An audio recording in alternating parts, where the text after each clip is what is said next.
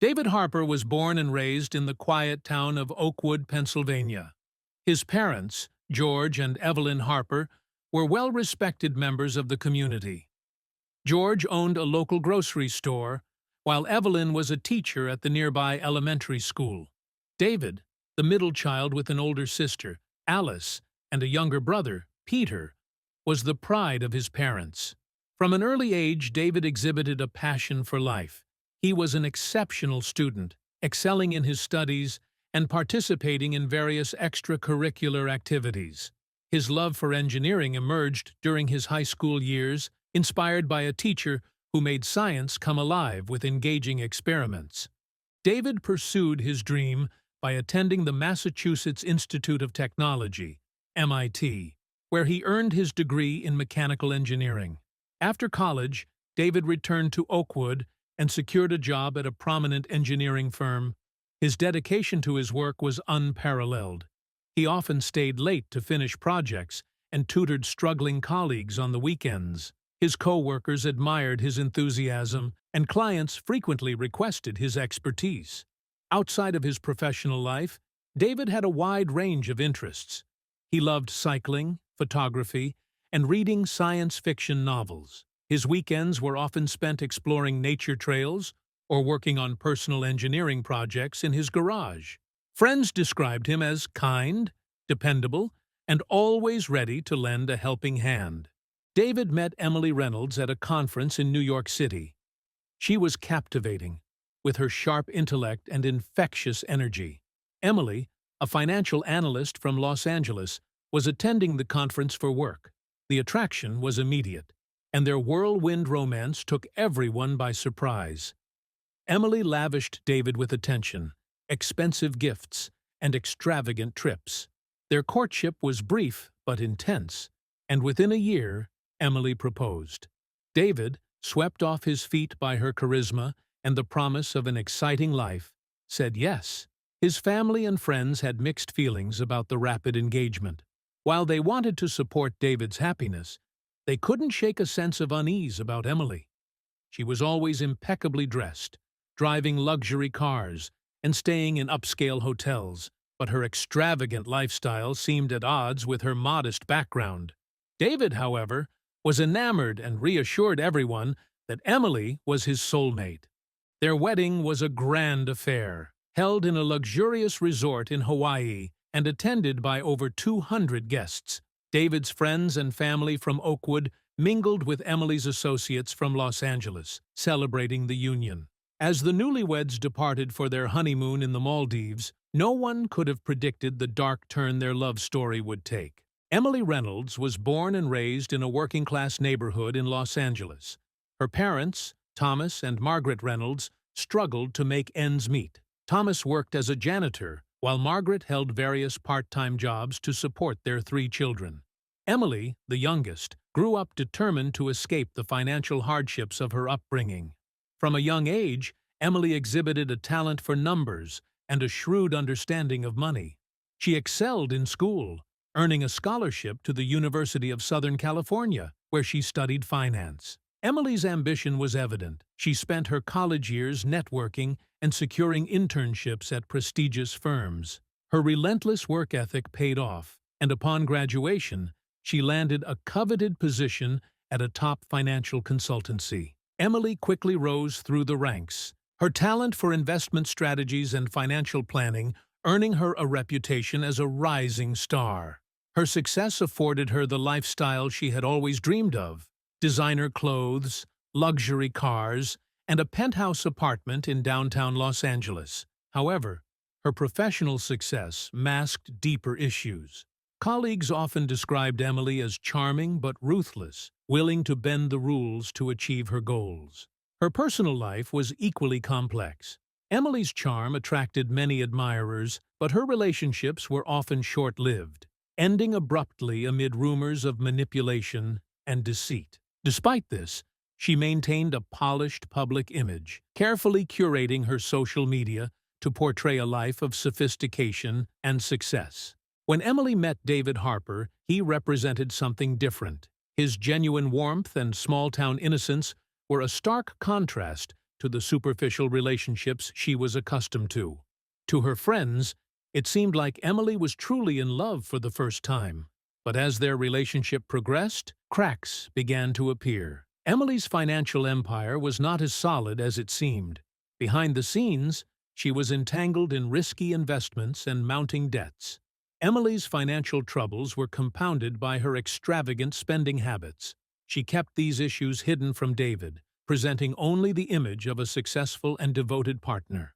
Her decision to propose was as much about securing a future with David as it was about seeking stability amid her growing financial chaos. Their wedding, though a joyous occasion, also marked the point where Emily's deceptions began to catch up with her. The Maldives, with its turquoise waters and pristine beaches, was the perfect backdrop for Emily and David's honeymoon. They stayed at an exclusive resort, their overwater bungalow offering breathtaking views of the Indian Ocean. The first few days were filled with romantic dinners, sunset cruises, and snorkeling adventures. David documented their travels on social media, his posts filled with happiness and love. On the night of David's disappearance, the couple dined at the resort's most exclusive restaurant. The atmosphere was idyllic. Soft music played in the background, and candlelight flickered in the gentle breeze. Fellow diners noticed the couple laughing and holding hands, seemingly very much in love. The staff, accustomed to honeymooners, paid them little special attention. After dinner, Emily suggested a walk on the beach, under the stars. David, always one for romance, readily agreed. They strolled along the shore, the sound of the waves mingling with their conversation. According to Emily, David expressed a desire to take a swim. He removed his shirt and waded into the water, the moonlight casting a silver glow on his figure. Emily claimed that she returned to their bungalow to fetch a towel for David. When she came back, he was gone. Panic set in as she searched the beach, calling his name. She alerted the resort staff, who joined the search, but David was nowhere to be found. Emily's distress seemed genuine as she spoke with the resort manager, her voice trembling with fear. The following morning, the local police were notified, and they began an immediate investigation. Resort staff and guests were questioned. Divers searched the waters near the beach, and sniffer dogs were brought in to track any scent that might lead to David. Despite their efforts, no clues emerged. The beach was combed for any personal items, but nothing was found. As the hours turned into days, Emily's behavior began to attract scrutiny. She appeared genuinely distraught, but there were moments when her composure seemed forced. The police noted her meticulous recounting of events, almost as if rehearsed. Resort staff mentioned her insistence on contacting her lawyer soon after David's disappearance, which struck them as unusual. Witnesses provided conflicting accounts. Some recalled seeing the couple arguing earlier in the day, while others described them as affectionate. A few guests reported hearing raised voices from their bungalow the night before David vanished. The police were left with a puzzling mix of evidence and testimonies that painted an inconsistent picture of the couple's final hours together. As the investigation stalled, Emily's narrative was the only story available. Her plea for information was broadcast on news networks, her tearful face becoming the public image of a grieving wife. Yet, behind the scenes, Detective Hayes was piecing together a different story, one that hinted at a more sinister truth. Detective Samuel Hayes arrived at the resort, greeted by the tropical heat and the sight of tourists enjoying their vacations, seemingly unaware of the drama unfolding. His first step was to interview Emily Reynolds. Sitting across from her in the resort's lounge, Hayes observed Emily's demeanor carefully. She seemed genuinely distraught, but there was an underlying tension that the seasoned detective couldn't ignore. Emily recounted the events of the night David disappeared, her voice steady, but her eyes betraying a flicker of anxiety. Hayes listened intently, asking pointed questions about their activities, their relationship, and any possible reasons David might have had to leave suddenly. Emily's answers were consistent, but Hayes felt they were too polished, as if rehearsed. The detective then spoke with the resort staff and other guests. The accounts varied, some aligning with Emily's story, while others contradicted it. A waitress at the restaurant mentioned that Emily seemed distracted during dinner, frequently checking her phone. A couple staying in a neighboring bungalow reported hearing an argument late at night, although they couldn't make out the words. Hayes's team searched the couple's bungalow and the surrounding area. They found David's belongings neatly packed, his passport and wallet untouched. His phone was missing, presumably with him. A thorough examination of the beach yielded no new clues. The tide and weather had likely washed away any trace evidence. As the days passed, the investigation broadened. Hayes looked into Emily's background, finding a woman who was both successful and secretive. Her financial records revealed a troubling pattern. Despite her high-paying job, Emily was deeply in debt. Large withdrawals from her accounts suggested a gambling problem, and several investments had failed spectacularly. Hayes interviewed Emily's colleagues and friends in Los Angeles, uncovering a different side of her. They described Emily as charming but unreliable, with a penchant for risky ventures and a history of romantic entanglements. One colleague, who requested anonymity, mentioned that Emily had recently been involved in a scandal at work, hinting at financial misconduct. The detectives' team also analyzed phone records and bank statements, uncovering a web of transactions that pointed to financial distress. Several large transfers had been made to offshore accounts, and Emily had taken out substantial loans shortly before the wedding. These findings suggested that Emily was far from the affluent figure she portrayed, and as suspicion around her grew, the investigation took a dramatic turn with the discovery of a letter in David's handwriting, found hidden in his suitcase. The letter, addressed to his parents, hinted at his growing unease about Emily. He wrote about discovering discrepancies in her stories and financial dealings, expressing fear that he had made a terrible mistake in marrying her. The evidence was mounting, and Detective Hayes felt the pieces of the puzzle starting to come together. But without David, the case remained frustratingly incomplete. The detective was determined to uncover the truth, knowing that the facade of the perfect honeymoon was hiding something far more sinister. The financial investigation into Emily Reynolds's affairs revealed a cascade of deceit. Detective Hayes and his team uncovered a complex network of bank accounts, hidden assets, and dubious transactions. Emily's financial empire, once thought to be thriving, was crumbling under the weight of risky investments and substantial debt. As Hayes delved deeper, he discovered that Emily had been involved in several questionable business ventures. One such venture was a failed real estate development in Miami, which had resulted in significant losses for investors. Another was a tech startup that went bankrupt, leaving Emily with substantial debts. These ventures, combined with her gambling habits, had drained her resources and left her in a precarious financial position. Emily's secret debts and business failures provided a possible motive for foul play. With David's disappearance, questions arose about potential life insurance policies or other financial benefits she might gain. Hayes's team found that Emily had recently taken out a substantial life insurance policy on David, raising further suspicions. Testimonies from friends and colleagues about Emily's character began to form a consistent narrative. They described her as someone who would do anything to maintain her image of success, even if it meant deceiving those closest to her. David, it seemed, had been drawn into a web of lies and financial manipulation. The mounting evidence suggested that Emily's involvement in David's disappearance was more than just circumstantial. Her financial desperation, coupled with the inconsistencies in her story, pointed to a more sinister motive. As the investigation continued, Detective Hayes knew that the key to solving the case lay in uncovering the full extent of Emily's deceit and the secrets she had worked so hard to conceal.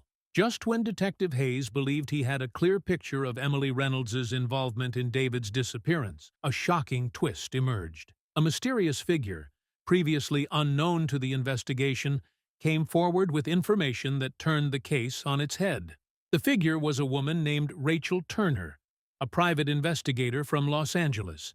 Rachel contacted Detective Hayes, claiming to have crucial information about Emily Reynolds and her activities. Intrigued but cautious, Hayes arranged a meeting in a quiet cafe. Rachel revealed her connection to the case. Rachel explained that she had been hired by an anonymous client to investigate Emily Reynolds months before David's disappearance. Her client had suspected Emily of financial misconduct and infidelity, and Rachel's investigation had uncovered significant evidence of both. She had been tracking Emily's movements and communications, documenting her secret affairs and shady business dealings. But Rachel's most startling revelation was about David. According to her findings, David had discovered Emily's infidelity and financial troubles shortly before their wedding. He had confided in a close friend, expressing his doubts and fears about marrying Emily. This friend, concerned for David's safety, had anonymously hired Rachel to gather evidence, hoping to give David a way out of the situation. Rachel provided Detective Hayes with a dossier of her findings, including photographs, financial records, and transcripts of conversations. One particularly damning piece of evidence was a recording of a conversation between Emily and an unknown associate discussing plans that hinted at foul play. The recording suggested that Emily had been plotting something sinister, although the details were vague. This new information complicated the case significantly. It introduced the possibility that David might have been aware of Emily's plans and had taken steps to protect himself. Detective Hayes considered the idea that David could have staged his disappearance to escape Emily's clutches, although the lack of concrete evidence made this theory difficult to prove. Hayes decided to re-interview everyone involved. Armed with the new information, he spoke again with David's family and friends, uncovering more details about his state of mind before the wedding. David's best friend, Mark, revealed that David had been increasingly anxious in the weeks leading up to the honeymoon. He had confided in Mark about his fears and mentioned the anonymous tipster who had warned him about Emily. Emily's reaction to the reopened investigation was one of surprise and agitation. She denied any involvement in David's disappearance and dismissed the evidence provided by Rachel Turner as fabrications. However, her growing frustration and inconsistent statements only added to the suspicions surrounding her. The twist in the case forced Detective Hayes to consider all possibilities. He intensified the search for David, exploring the idea that he might have gone into hiding. The investigation expanded to include airports, border crossings, and potential safe houses. The media coverage, once focused solely on Emily, began to speculate about David's fate and his possible role in the unfolding drama. As the investigation continued, Detective Hayes faced mounting pressure to solve the case. The new information from Rachel Turner provided valuable leads, but it also complicated the narrative, making it harder to distinguish between victim and perpetrator. Hayes knew that the truth lay somewhere within the tangled web of deceit and betrayal, and he was determined to unravel it. The investigation into David Harper's disappearance stretched on for months, with Detective Hayes and his team following every lead, no matter how tenuous. The case had become a national obsession, with the media closely monitoring every development. Public opinion was divided. Some believed Emily Reynolds was guilty of foul play, while others speculated that David had staged his own disappearance to escape a troubled marriage. The breakthrough came unexpectedly. A hiker in a remote part of the Maldives discovered a makeshift campsite hidden in the dense jungle. Among the belongings were items that matched the descriptions of David's possessions, including a distinctive watch he was known to wear. The discovery reignited the investigation, with search teams scouring the area for further clues. Eventually, they found David. He was alive, but severely dehydrated and disoriented. David had indeed staged his disappearance, driven by fear and desperation after uncovering Emily's deceit and feeling trapped in the marriage. He had fled into the jungle, intending to disappear entirely, but the harsh conditions had taken a toll on his health. David's rescue brought a mix of relief and outrage. While many were glad he was safe, questions about his actions and the trauma he endured dominated public discourse. Detective Hayes interviewed David extensively, piecing together his story. David described the mounting pressure he felt after discovering Emily's infidelities and financial troubles. The anonymous tip from Rachel Turner had been the final straw, prompting him to take drastic action. Emily Reynolds was arrested and charged with multiple crimes, including fraud, embezzlement, and conspiracy to commit harm. The evidence provided by Rachel Turner, combined with David's testimony, built a strong case against her. During the trial, the full extent of Emily's deceit was laid bare. Her financial empire had been a house of cards, supported by lies and illegal activities. The jury found her guilty on all counts, and she was sentenced to 15 years in prison. The aftermath of the case left lasting scars on everyone involved. David returned to Oakwood, where he began the long process of healing with the support of his family and friends. He became an advocate for victims of domestic abuse and financial fraud, sharing his story to help others in similar situations. The media's fascination with his life eventually faded, but David remained a symbol of resilience and survival. Detective Hayes reflected on the case as one of the most challenging of his career. It had been a journey through layers of deception and human frailty, revealing the dark complexities of love, trust, and betrayal. The resolution, while not entirely satisfying, brought a measure of justice and closure to those affected. In the end, the case of David Harper's disappearance was a stark reminder that truth can be stranger than fiction, and that beneath the surface of seemingly perfect lives, there can lie a twisted web of secrets waiting to be uncovered.